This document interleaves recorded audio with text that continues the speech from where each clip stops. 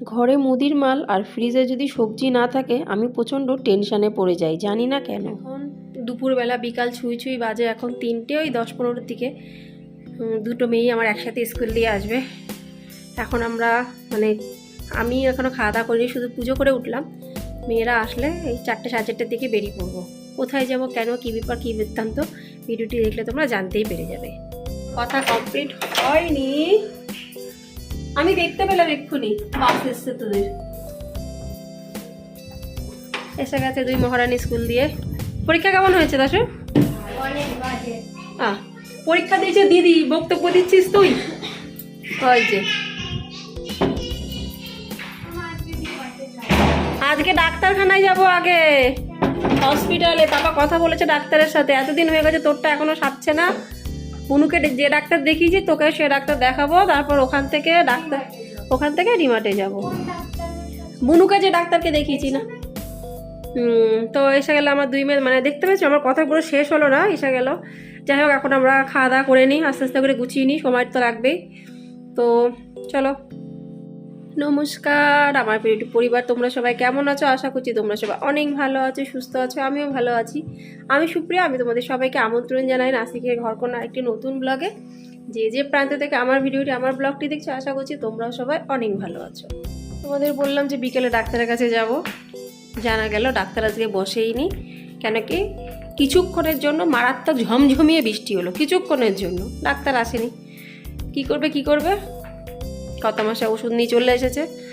আর এখন সন্ধেবাতি লাগানো আমার কমপ্লিট। ওই দেখো প্রদীপ জ্বলছে।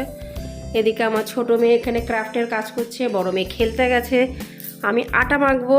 চা অলরেডি আমার করা হয়ে গেছে, এক ঝলক দেখে নি, নাহলে এই ভিডিও করার চক্কর ওর সময় চার পটই পুড়ে যায়।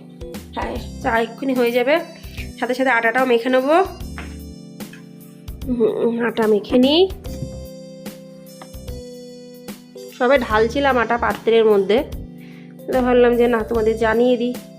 এরপরে ডিমার্ট যাব, এখনো লিস্ট বানায়নি। এই বাবা, লিস্ট বানিয়েছিস তুই? বাবুরে লিস্ট বানিয়েছিস? ওখানে কি অফার চলছে নাকি? যেটা ভালো লাগবে তুই সেটা নিবি। সেল সেল সেল, হার সেল 10 রুপয়ে, হার সেল 10 রুপয়ে। দেখো একটা মাক্খি এদিকে কাঁঠাল নেই, আম নেই ঘরে, কিন্তু মাক্খি ঘোরাঘুরি করছে। এই চল, যা যা যা, কাঁঠাল আম থাকলে মাক্খি বসে। এই দেখো, এবার আমি এটাকে মাখবো। আগে চা খেয়ে নি, তারপরে আটা মাখবো। আমি আজকাল যা ভাবছি তার কিছুই হচ্ছে না, তার ধারে পাশেই যাচ্ছে না কোনো কিছু।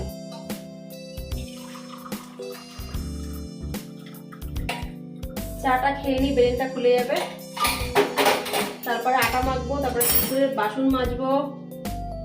আজ কদিন দেখতে পাচ্ছ 3-4 দিন ধরে ভিডিও, আমি যেখানে 5টার সময় ভিডিও দিই সেখানে ভিডিও যাচ্ছে কত দেরিতে। বুঝতে পারছো এখানটায় আমার কাজ করছে না, সব উল্টো পাল্টা হয়ে যাচ্ছে, হ্যাপাজার্ট হয়ে যাচ্ছে।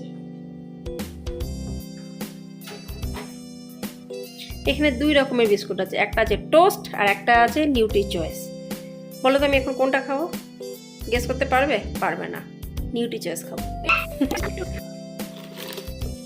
আর একটা বিস্কুটও আছে।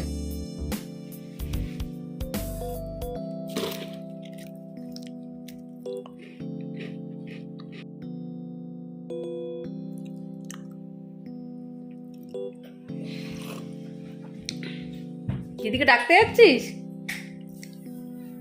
গোপাল ভাড়টা চালা না, একটু দেখি, একটু চালিয়ে দে গোপাল ভাড়। সারাদিনে আমি একটু টিভি সারাদিনে আমি নিজের মধ্যে টিভি দেখার সময় পাই না। এরা বলে যে মামা তুমি সকালবেলায় টিভি কেন দেখো না যখন আমরা বাড়ি না থাকি? এটা কোনো কথা? আমি সকালবেলা টিভি দেখতে বসবো কাজবাজ ভিডিও ছেড়ে?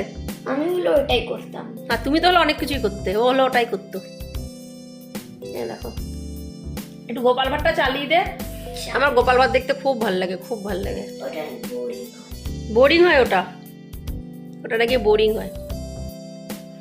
যা চালা গোপাল ভাড়। আমার মেয়ে গোপাল ভাড় চালিয়ে দিল না, বললো মামা দাঁড়াও দিচ্ছি। আমি এবার গোপাল ভাড় দেখতে পাবো না, কেন কি আমি এখন যাব আটা মাখতে আর বাসন মাজতে, তারপরে গ্রসারির লিস্টটা বানাবো। তো কানে শুনতে কাজ করব। আমার ভালো লাগে, জানি না কেন। অনেকে ভাবতে পারো গোপাল ভাড় তো বাচ্চাদের কার্টুন, কেন ভালো লাগে?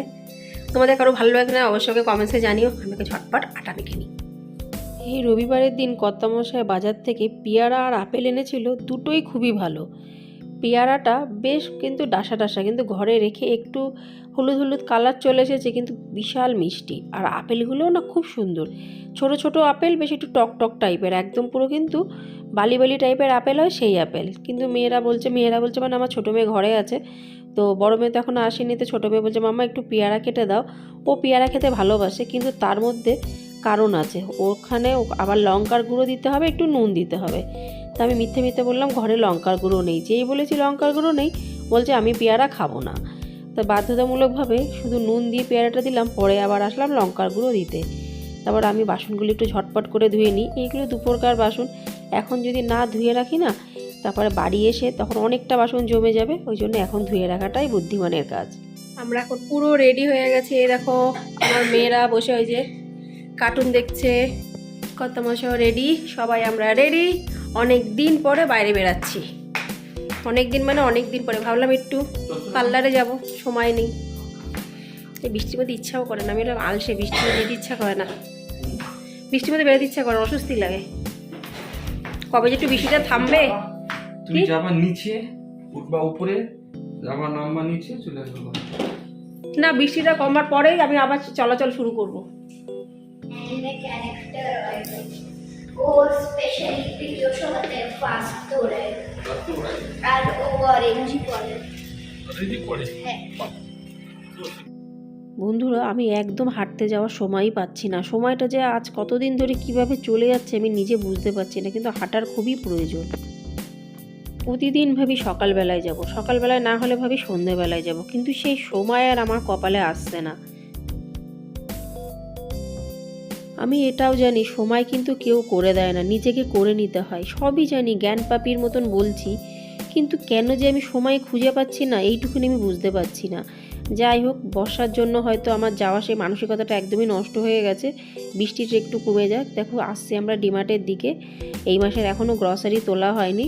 আর আজকে আকাশটা কিন্তু বেশ ভালো, আজকে সকালবেলায় একটু বৃষ্টি পড়েছিল, তারপরে কিন্তু সেরকম একটা বৃষ্টি পড়েনি। এরকম মাঝে মধ্যে হলে কিন্তু মন্দ লাগে না, নাহলে একটানা বৃষ্টির জন্য অস্বস্তি লাগে।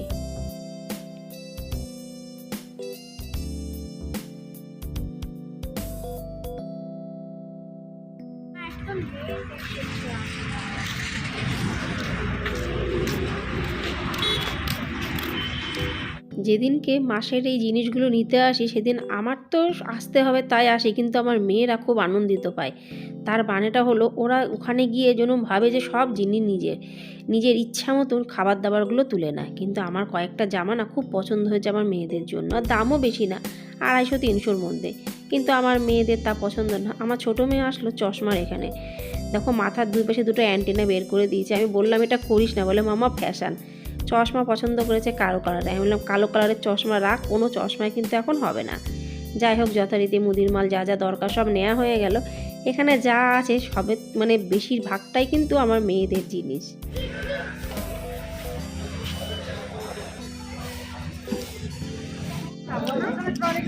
আগের মতন টেস্ট নেই, আমি বললাম না আগের মতন টেস্ট নেই। এই দাঁড়া, একটা ফটো তুলে নিই। সবার প্রচণ্ড খিদে পেয়ে গেছে। এখন 35 টাকার ফ্যামিলি প্যাক পপকর্ন কেনা হলো। এটা একটা ডিমার্টের লাভ, আমাদের লাভ, এটা আমাদের তো কাস্টমারের। 35 টাকা দিয়ে অনেকটাই পপকর্ন পাওয়া যায়, চিজ পপকর্ন। আমরা ঘরে চলে আসলাম। মুদির মাল কী কী নিলাম তোমাদের সাথে পরে শেয়ার করছি। এখন অনেক রাত্রির হয়ে গেছে, ওই জন্য মুদির মালগুলো আজকে আর দেখাচ্ছি না তোমাদের সাথে। 10টা বেশি বেজে গেছে। 8টা বাজে। তোমাদেরকে কালকে গ্রসারিগুলো শেয়ার করছি। তাহলে এখন এই পর্যন্ত। এখন খাবার গরম করব, খাবার রেডি আছে, মানে তৈরি করা আছে, শুধু গরম করতে হবে। তাহলে আজকের ব্লগটা এখানে সমাপ্ত করছি। আশা করছি তোমাদের ভালো লাগে। লাইক, সাবস্ক্রাইব, শেয়ার, কমেন্টস করে পাশে থেকো। আবার তোমার সাথে দেখা পরবর্তী ব্লগে। তবে নমস্কার, বাই বাই, টাটা। দেখো ঠান্ডা লাগছে বলে এখানে এটা পঞ্চু পরে চলে এসছে, শীত পড়ে গেছে গো নাসিকে। টাটা।